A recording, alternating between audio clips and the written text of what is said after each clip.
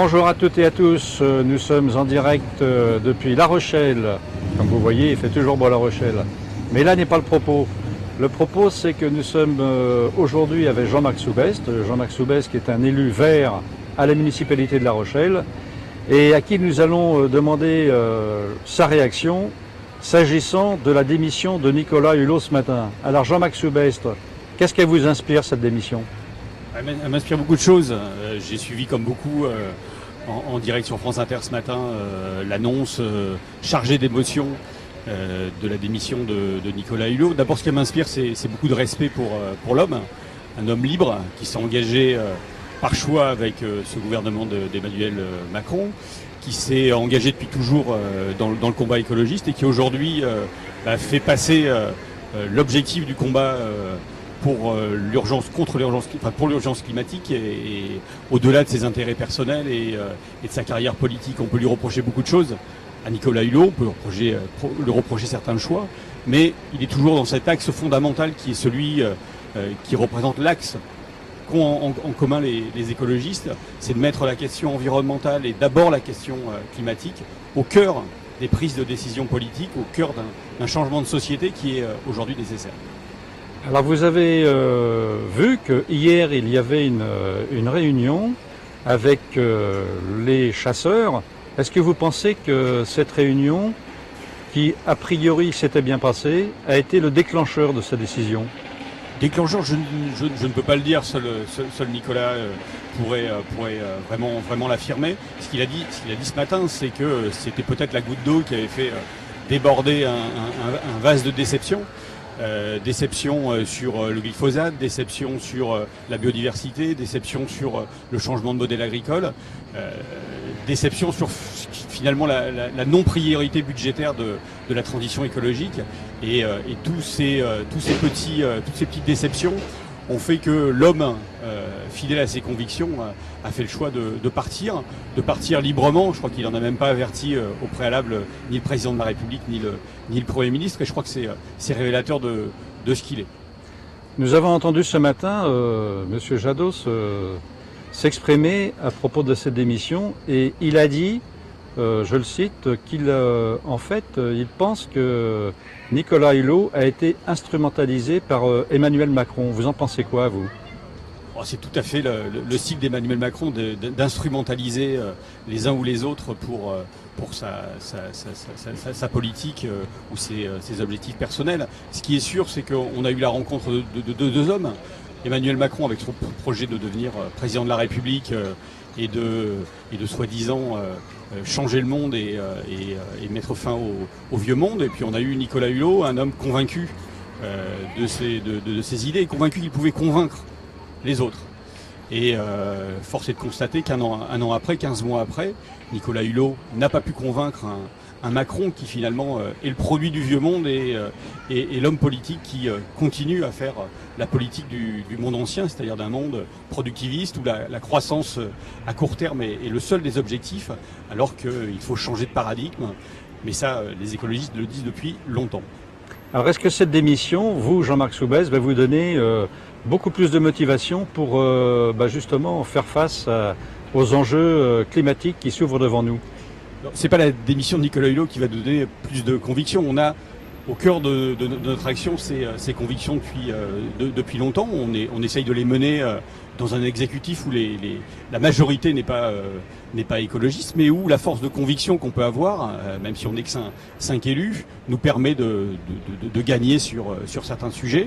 Et notamment la perspective de travailler sur un territoire zéro carbone à l'échelle de l'agglomération, à l'échelle peut-être d'un pôle métropolitain demain. C'est une question centrale qui va amener obligatoirement tous les acteurs économiques, tous les acteurs de la vie politique de l'agglomération et au-delà du bassin de vie du Nord-Rhône à mettre en œuvre d'autres politiques. Ça sera une nécessité. Alors on voit de plus en plus d'événements climatiques très importants, des accidents qui se produisent dans le monde entier, le réchauffement climatique, mais pas que. Est-ce que ça va vous donner à vous un peu plus de force pour agir ? Et est-ce que vous pensez qu'on est en train de voir enfin un déclic qui arrive auprès des populations et en matière donc d'écologie et d'environnement? Oui, c'est une question. La réponse est compliquée. Effectivement, on est tous aujourd'hui face à ces événements qu'on reçoit dans nos postes de télévision, parfois dans notre quotidien quand on est touché, comme l'ont été certains territoires en France ou dans les territoires d'outre-mer. Mais en même temps, les pratiques quotidiennes des citoyens sont loin d'être en accord avec ce sentiment d'urgence qu'on peut parfois avoir à la suite d'une émission télévisée. Aujourd'hui, vous regardez le nombre de mégots par terre qui vont polluer les océans, vous regardez cette incapacité à trier les déchets qu'on a pu apercevoir cet été dans les rues de La Rochelle. Vous voyez énormément de gens tout seuls dans leur automobile pour faire moins de 5 km. Hein, c'est 70% des déplacements. Voilà, je trouve qu'il y a un décalage extrêmement important entre les discours à la fois des politiques qui nous gouvernent, mais aussi des citoyens où on se dit effectivement il faut manger bio, il faut faire son petit jardin bio et il faut essayer d'aller en vélo au travail. Et le manque de choses concrètes, d'actes concrets, parce que peut-être c'est compliqué, le changement ça fait peur, et qu'il faudrait repenser complètement notre mode de vie, et certainement aussi toute l'organisation sociale qui va avec. Ça suppose qu'on prenne le temps, même si on n'a pas énormément de temps avant le grand chambardement. Il faut prendre le temps, donc il faut absolument être pédagogue, il faut absolument que les citoyens s'impliquent dans toutes les actions du quotidien qu'ils peuvent mener, il faut qu'ils participent à la vie politique locale, il faut qu'ils s'engagent dans les associations, il faut qu'il y ait une mobilisation effectivement un petit peu générale. On sait se mobiliser pour des grandes causes et on ne sait pas se mobiliser pour cette cause qui pourtant va toucher nos enfants et nos petits-enfants et qui remet en question la stabilité aussi de nos pays, de nos sociétés et du monde dans lequel on vit. La décision de Nicolas Hulot de ce matin, donc de quitter le gouvernement, va-t-elle susciter chez vous le besoin de vous réunir, vous les écolos, et notamment donc sur La Rochelle et plus globalement sur le département et la région?